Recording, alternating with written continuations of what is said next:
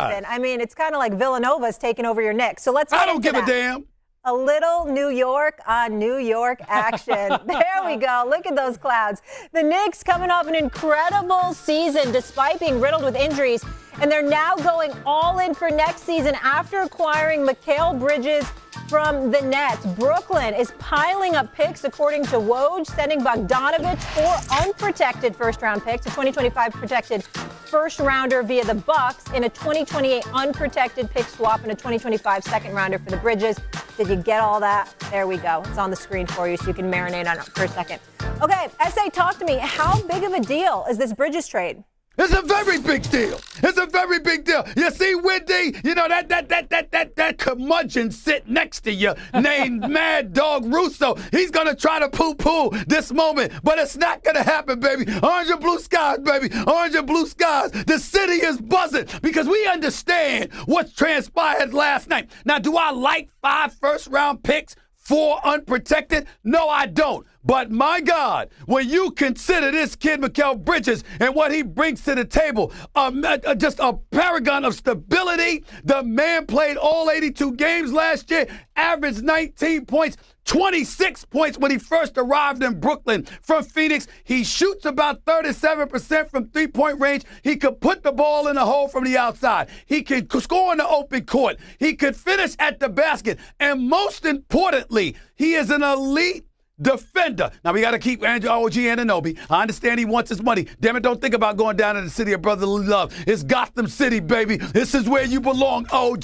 Anunoby. You understand? You look at the New York Knicks right now and what you have in place. You've got a steady hand who's young, who's tenacious defensively, who's a workhorse, who doesn't miss a lot of action, an elite defensive player.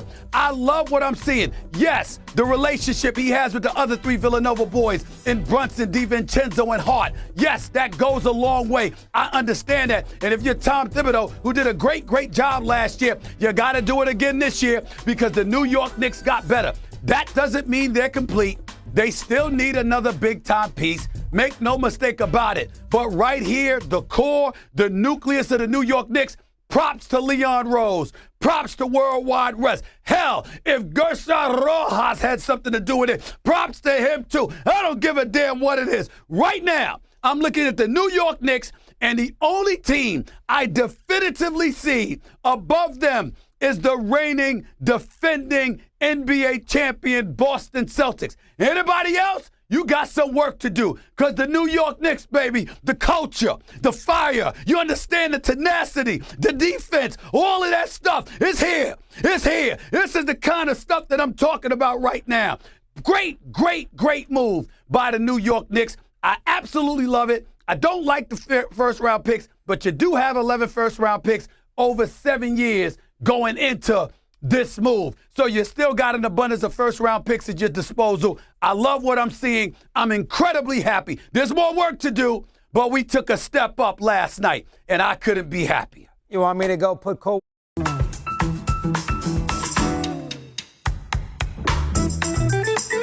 water on this thing, Brian, before you do it. Wait, oh, my Ice God. Cold. Take it Cold easy. water. Ice cold plunge. Let's This dip. is not Howard Comives for Dave DeBuscher. Will you please look it up in the mid-60s? I mean, he is not the missing piece to win a championship. Does he make the Knicks marginally better? Absolutely. Are the Knicks a team now that could win 53, 54 games? Absolutely. Does Thibodeau have any problem with the Villanova guys to coach?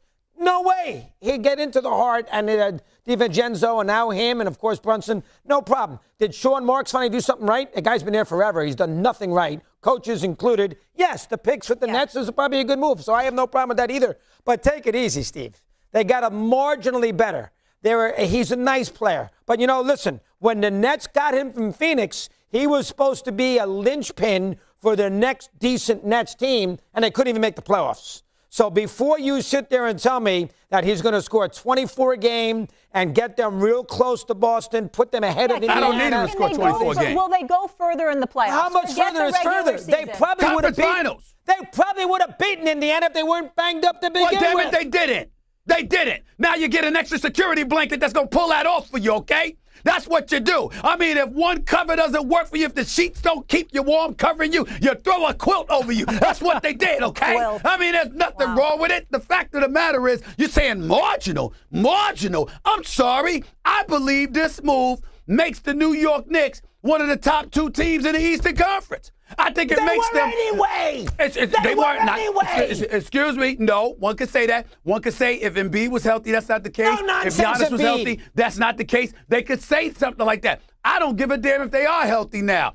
I like the young nucleus of the New York Knicks. Again, they're still a piece away, but I'm looking at the New York Knicks as a top 6 team in the National Basketball Association, compete for an NBA championship. I like what they did, and I don't think the move is marginal. I think it's better than marginal. All right, Wendy. So Is this a difference maker, this move?